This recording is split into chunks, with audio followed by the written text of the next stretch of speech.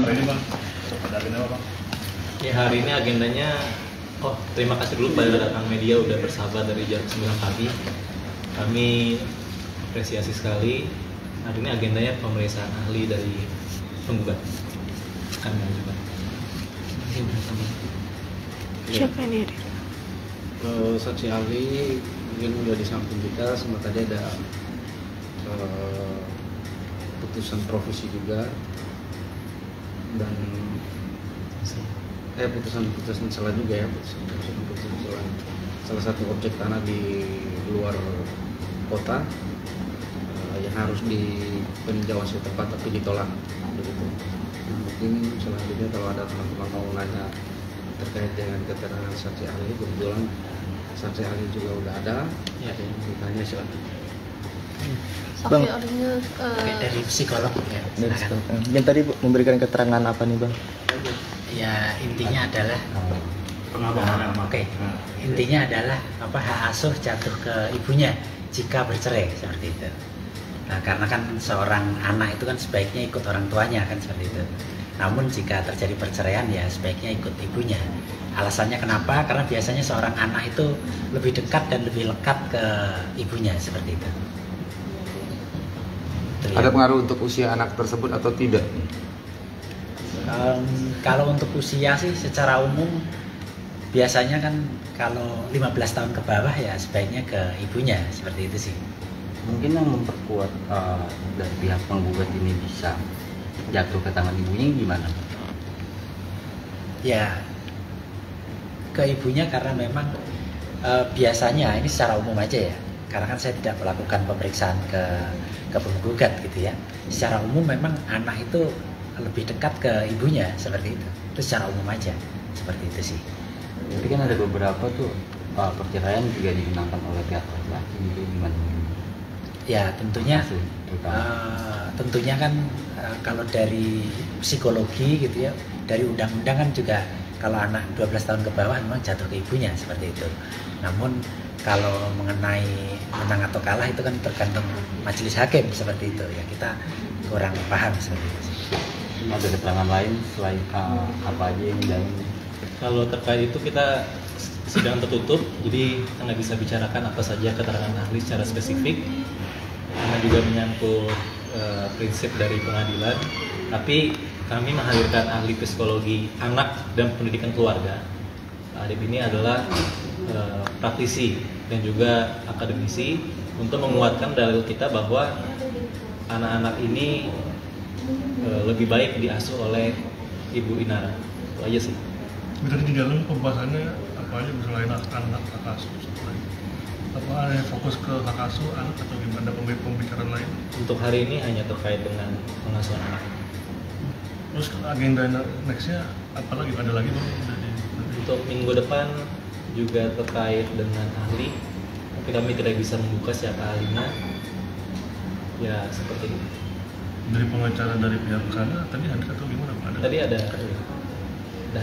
Dari pihak sana apa tanggapannya dia dihadirkan saksi dari pihak negara? Ya kalau dari sana sih mengiyakan apa yang disampaikan saksi ahli juga gitu. Ahli menyampaikan itu dan kuasa hukum dari tergugat mengiyakan itu tadi sebelum ditutup.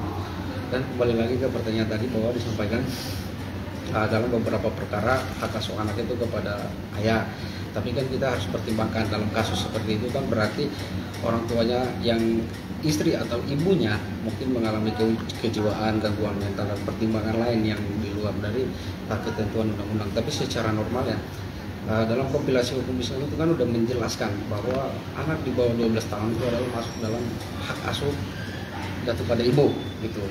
Terkecuali klien kami ini kan dalam kondisi psikologis atau kejiwaan juga ya, tidak ada gangguan untuk itu gitu, tidak ada halangan berdasarkan hukum untuk menghambat atau menghalangi klien kami untuk mengasuh anak-anaknya gitu. Terkecuali kasus-kasus yang lain mungkin ada kesepakatan antara suami dan istri, ayah dan ibu gitu. Kesepakatan antara suami, istri atau ayah dan ibu bahwa hak asuh anak ini diasuh secara bersama-sama ataupun sebaliknya.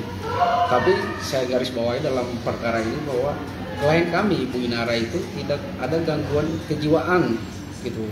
Jadi secara hukum ya mutlak harus diasuh oleh klien kami begitu. Izin menambahkan, jadi selama perkawinan 9 tahun ini kan anak full time diasuh oleh ibunya. Full time loh, ibu rumah tangga, housewife.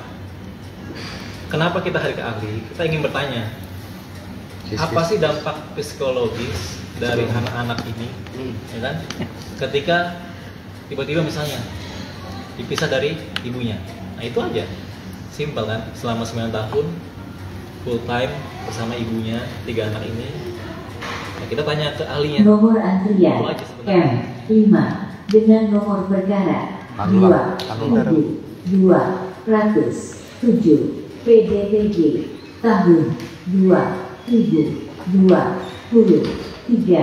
Silakan masuk ke ruang sidang utama. Bang, tadi kan ada nanti akan menghadirkan saksi ahli itu nanti dari pihak sana.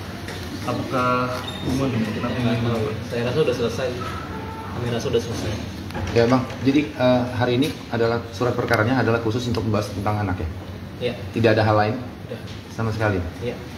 Bang, tadi ada bahas putusan selak soal sebidang tanah tersebut. Emang dari awal udah ada pengajuan kan, dan itu atas nama siapa sih bang, tanah itu? Untuk tanah-tanah itu ada satu objek memang yang akan dilakukan pemeriksaan setempat ke DCT, dan itu adalah memang sesuai dengan surat edaran Mahkamah Agung, dan satu mobil ya. Jadi hari Jumat ini ada pemeriksaan setempat yang mana mengenai itu majelis hakim memutuskan untuk memeriksa. Atas nama si Sama ini. Inara semua. Mungkin yang memperkuat pihak penggugat untuk optimis untuk putusan nanti jatuh tangan ke ibu ini gimana sih bang? Dari abang sendiri nih, tidak ada gambaran apa gimana?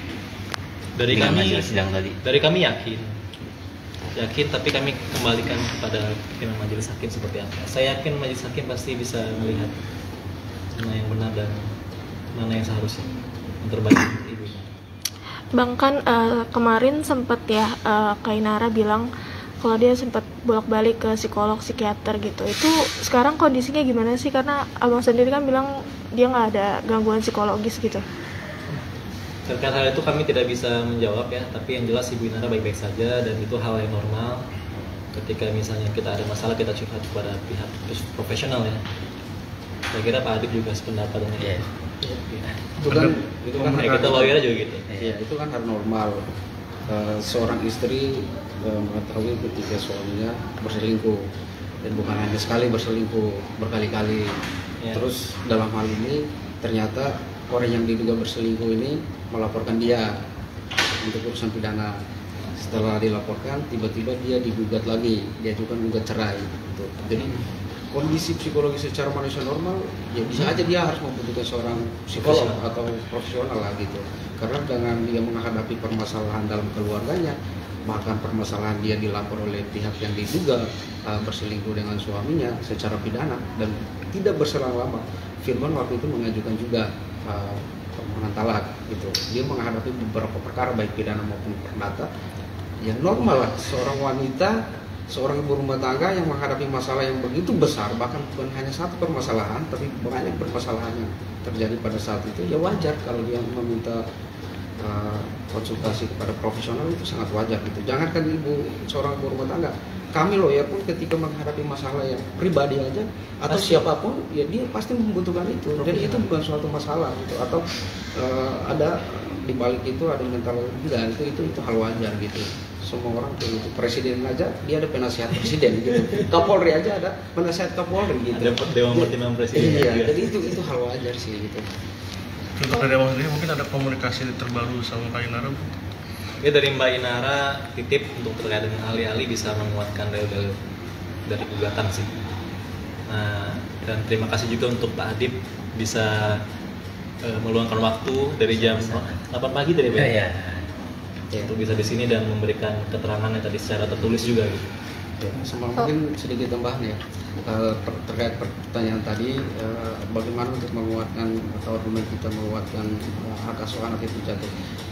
Yang saya bilang dalam kompilasi hukum Islam itu anak di bawah 12 tahun itu mutlak kepada ibu. Terus jika kita melihat anak yang selama ini dirawat, mutlak dirawat sama Ibu Inara. Virgon bahkan dia berhari-hari, berminggu-minggu di luar. Dia balik ke rumah itu jam 1 malam, jam 2 malam. Menurut keterangan saksi? Menurut keterangan, ini fakta persidangan gitu. Saya sampaikan ini berdasarkan fakta persidangan. Bahkan di hari libur pun dia nggak manggung. Waktunya habis untuk bermain handphone di kamar, turun, makan, habis itu masuk lagi, terus main gitar, itu aja. Ini kita bicara hak asuh anak ya gitu. Bagaimana bentuk perhatian orang tua kepada anak, itu fakta persidangan yang tidak bisa dibantahkan, terang benderang dalam persidangan. Nah begitu pun yang ketiga ini kan terjadi perceraian ini karena apa? Itu kan udah jadi rahasia umum, sudah dipublish di teman-teman udah mengetahui bahwa terjadi perceraian ini karena ada dugaan perselingkuhan. Perselingkuhan itu siapa? Ayahnya atau ibunya? Suami atau istri yang melakukan? Yang jelas dugaan perselingkuhan ini dimulai oleh Virgon sebagai ayah gitu. Dan hanya bukan sekali, masalah ini udah berlarut-larut, diulang lagi sama Virgon. Virgon menyatakan bahwa mau minta maaf dan tidak melakukan itu lagi, kembali lagi gitu. Perselingkuhan itu dibuat lagi oleh Virgon gitu. Jadi ada beberapa hal yang memang sudah kuat secara hukum dan sudah kuat secara fakta ya gitu. Kalau dari saksi ahli ada pertimbangan, karena kan sempat ada dugaan tindakan kekerasan dari ke Inara ke anak-anak, bukan dari ayahnya ke anak gitu. Mungkin saya potong sebentar ya, terkait pertanyaan itu Pak Adib kan hanya memberikan pendapat secara umum, iya. Secara keilmuan, bukan secara fakta persidangan. Nah, Pak Adib ini sudah jadi saksi ahli dari tahun 2012, jadi sudah 11 tahun. Jadi kalau misalnya harus menjawab pertanyaan tadi, menurut saya itu nanti akan membuka keterangan ahli di persidangan gitu. Menurut saya jangan ditanya.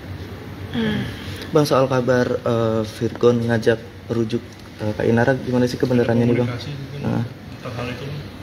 So far saya dan Pak Mulkan belum dapat sih informasi mengenai rujuk ini. Cuman mungkin terkait hal lain yang kita mau clarify. Apa itu Bang? Iya, ya, terkait dengan kayak tadi disampaikan kekerasan yang saksi yang disampaikan sebelumnya dari pihak Virgon itu cuma perkara taruh minyak kayu putih ya. Terus klien kami cuma bukan begitu cara memakainya, itu kan cuma nasihat seorang itu. Tapi menurut saksi di sana itu kekerasan. Nah, sedangkan fakta yang ada lagi saksi dari kita bahkan dikonfirmasi langsung sama saksi dari Virgon, yaitu orang tuanya, ibunya Virgon, itu mengkonfirmasi jelas bahwa borgol disediakan oleh Virgon untuk anaknya yang rewel atau nangis. Borgol itu asli, bahkan borgol itu besi, berlogo Polri, bertuliskan Polri. Dan kita tanyakan ke ahli. Iya. Tapi setelah sidang itu pernyataan ibunya Virgon di dalam persidangan menyatakan itu borgol, tapi pas keluar waktu itu teman-teman menanyakan itu, dibilang itu mainan. Padahal itu benar-benar borgol gitu. Apakah seorang ayah layak untuk mendidik anak seperti itu, dengan anak itu rewel, diborgolkan, ditaruh di tangga tiang besi satunya, lalu satunya diborgol kepada anak? Apakah itu layak sebagai seorang ayah untuk mengasuh anak seperti itu? Dan karena kami mungkin bisa jawab, tapi lebih baik dijawab oleh profesional, kita hadirkan ahli dalam psikolog anak dan pendidikan keluarga kebetulan. Jadi supaya match, supaya berdasar sesuai ilmunya. Gitu. Bahkan ada keterangan dari saksi yang kami ajukan, asisten rumah tangga mengkonfirmasi bahwa Virgon selalu ribut, melakukan kekerasan, tindakan kekerasan. Itu fakta-fakta persidangan yang tak bisa terbantahkan dalam ruang sidang gitu. Saya kan memang sidang kita nggak berkorporat ya. Iya, saya kan sidang ini juga tertutup, tapi memang itu sudah dicatat dalam berita acara persidangan. Jadi itu fakta yang tidak terbantahkan, kekerasan yang dilakukan oleh saudara Virgon. Tindak kekerasan terhadap Inara atau terhadap anak? Terhadap Inara juga terkuat dalam sidang dalam kepada Inara juga terkuat dalam persidangan juga. Kekerasan tadi gimana? kita nggak bisa ngomong. Kita nggak bisa terlalu jauh lah. Yang penting kan kita udah sampaikan bahwa ada fakta persidangan. Fakta itu disampaikan oleh saksi, bukan dari kami menyampaikan, tapi saksi. Saksi fakta. Saksi fakta. Minggu besok tanggal berapa kira-kira? Rabu. Rabu minggu depan. Agendanya saksi lagi. Nanti media-media tunggu. Hari Rabu.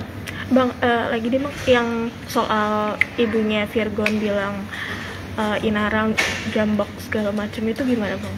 Gimana?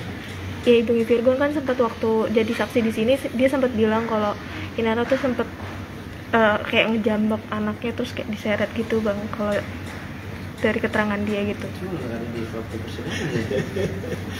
Nggak ada sih di dalam persidangan kita dengar itu. Iya.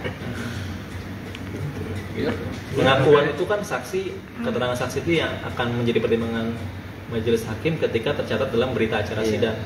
Di luar dari berita acara sidang yang dicatat oleh panitera pengganti dan itu diomongkan di luar persidangan, menurut kami tidak akan mengikat majelis hakim. Jadi kita nggak mau komen. Karena kan kebenaran sejati itu diuji di ruang sidang.